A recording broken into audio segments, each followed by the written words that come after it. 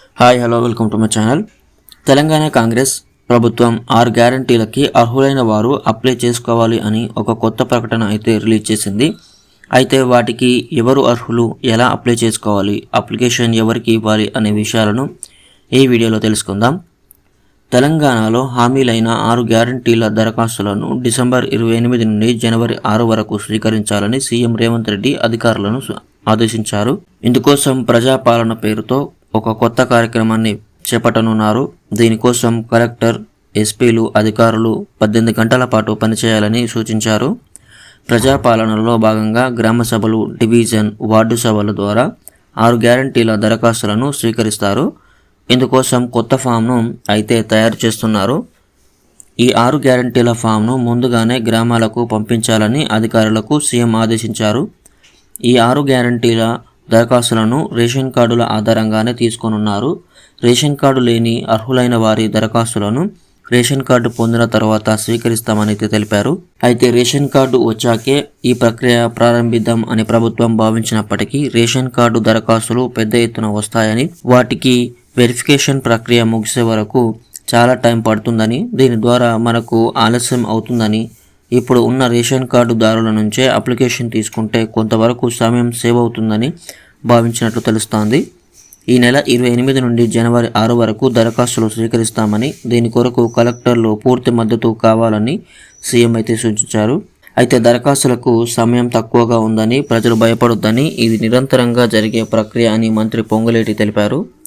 ప్రతి నియోజకవర్గానికి ఒక స్పెషల్ ఆఫీసర్ని నియమించి వచ్చే దరఖాస్తులను డిజిటలైజ్ చేపించి ప్రభుత్వానికి పంపించనున్నారు. ఈ దరఖాస్తులను స్క్రూటినీ చేసి అర్హులను గుర్తిస్తామని మంత్రి గారైతే తెలిపారు. ప్రజాపాలనలో భాగంగా ప్రతి వార్డు, గ్రామం, డివిజన్ అధికారులతో సంప్రదింపులు జరపాలని సీఎం అయితే కోరారు. ప్రతి గ్రామంలో రెవెన్యూ శాఖ గ్రామ సభలు నిర్వహిస్తుందని, వాటిని పోలీస్ శాఖ పర్యవేక్షిస్తుంది.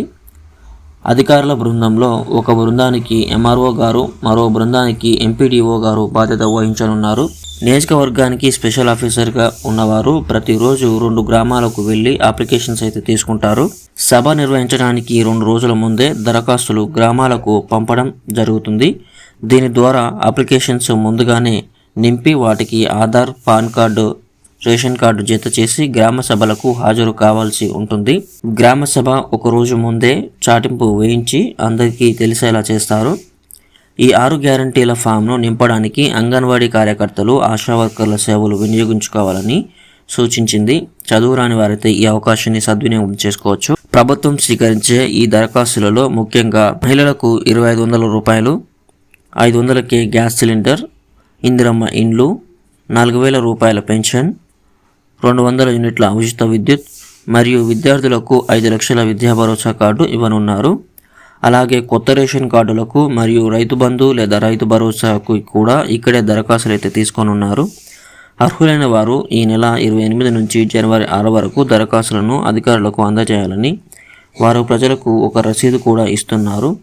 అప్లికేషన్స్ తీసుకోవడం అయిపోయాక ఏ పథకానికి ఎవరు అర్హులు అధికారులు అయితే నిర్ణయిస్తారు. సో ఇది ఫ్రెండ్స్ ఈరోజు వీడియో. ఇలాంటి అప్డేట్స్ కోసం వెంటనే మన ఛానల్ని సబ్స్క్రైబ్ చేసుకోండి. Thank you friends.